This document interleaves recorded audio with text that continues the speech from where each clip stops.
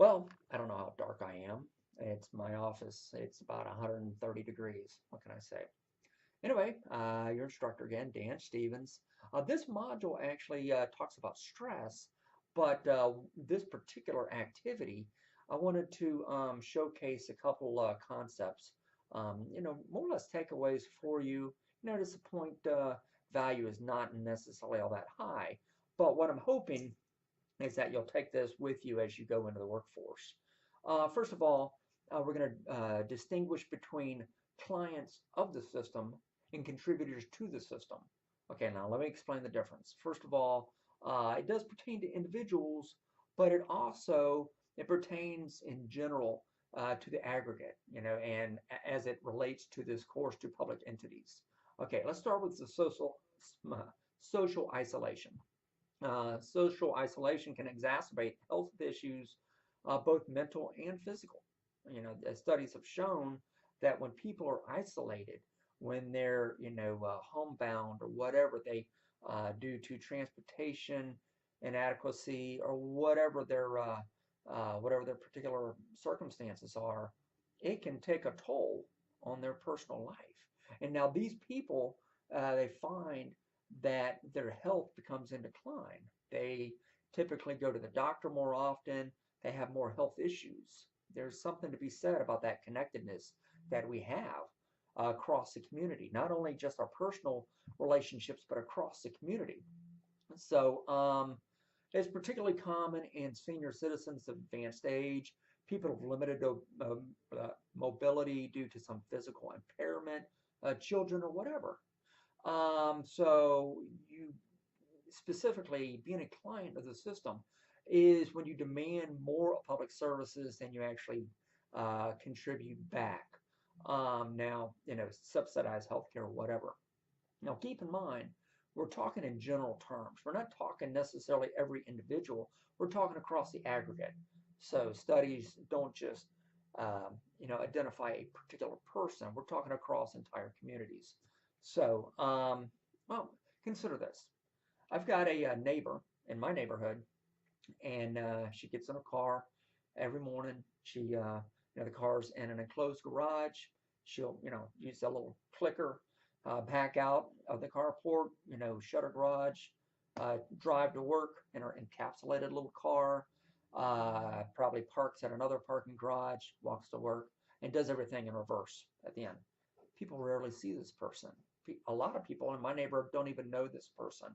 So, she's young.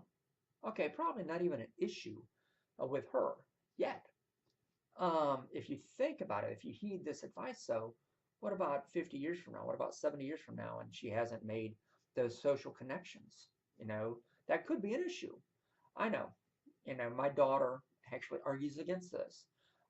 She's big on social media. She says, Dad, I'm more connected now, on Facebook and Instagram and all this than I ever was before because she's an introvert. So, understood. There's still lessons to be learned, and we're still going to figure out how this impacts us. But as it stands right now, you can see you're going to have some social interaction eventually.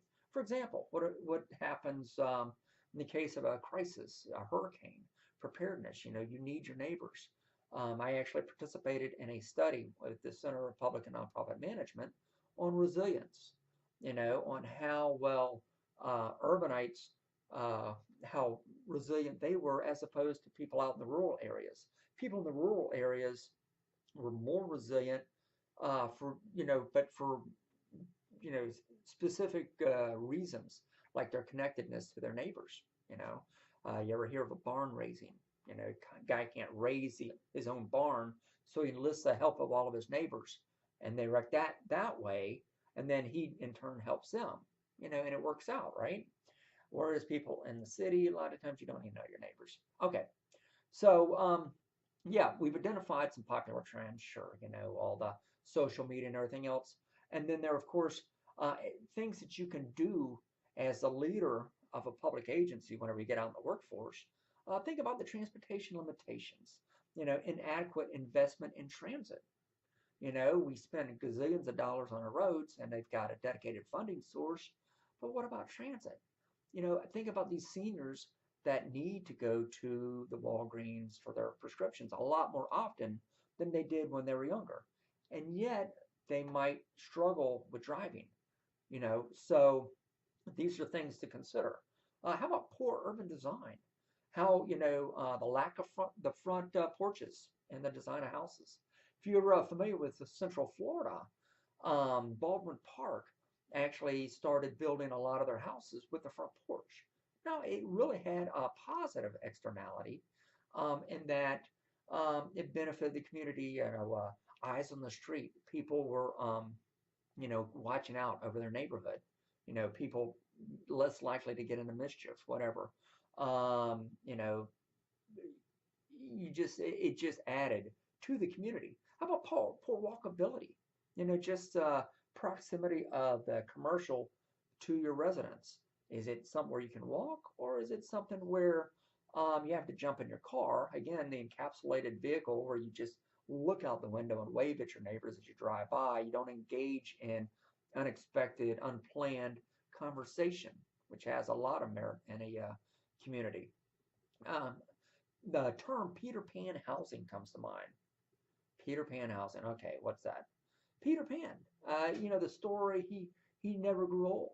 Well, that was the idea by a lot of times home buyers. They think, okay, I'm going to buy this now. I'm in my 20s, my 30s. I don't have to concern myself with um, these two steps. In my house, I've got a mother-in-law suite. Used to be my garage, and I've got two steps that lead up to the other part of the house. Not an issue right now. When I'm 75 years old, it might be an issue. I don't have rails in my shower. I don't have stuff like that. That's Peter Pan housing, and the distance to commercial and everything else, right?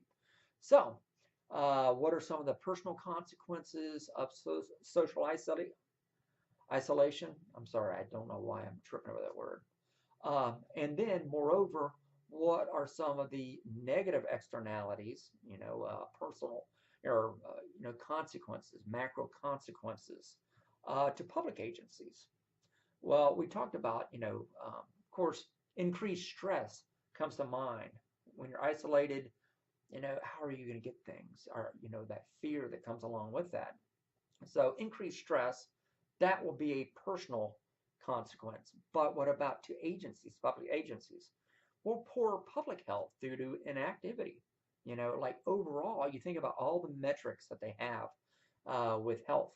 How many doctor visits, the obesity index, things like that, juvenile diabetes and things that they measure could be consequences of this. Um, so weak community bonds, environmental drain due to pollution, the list can go on and on, right? So let me see here.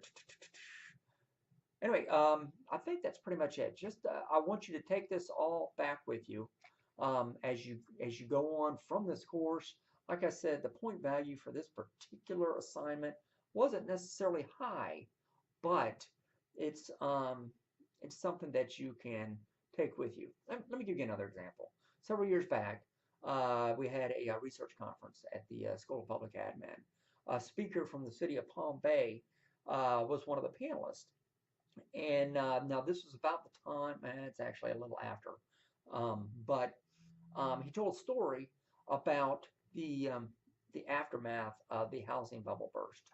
So there were a number of things that were going on. You had the decline of the space program. NASA was on its way out, lack of federal funding, and there was a Space Coast. Oh my gosh, what they were looking at rebranding the Space Coast because of this. It was going to be impacting all the way across the county. So you got the retirement of the baby boomers. 77 million people can retire, a lot of which live on the shore of Florida. They retire and move to the coast. So you got a large population that's retirees. You got the decline of the space program, and then you've got the housing bubble burst. Wow, what are we going to do? Well, funny thing was the speaker, the panelist at this research conference, actually used this story as a positive. How they embraced volunteers. Think about it. These people, these seniors, are a wealth of knowledge. They've had maybe a 20 or 30-year career. They're the experts in their particular field. Now, imagine they're going to come to work for your public agency, be it the school district, reading to kids, or helping out in some way, managing their science fairs, um, whatever capacity they are going to serve, and they're going to be free. Man, you got all these experts working for you for free. That is actually how it helped Palm Bay weather this crisis. So, again, that's a great takeaway. So I'm hoping that as you go, beyond this course, just keep these things in mind. Go ahead and answer the questions below, and I'll see you next time.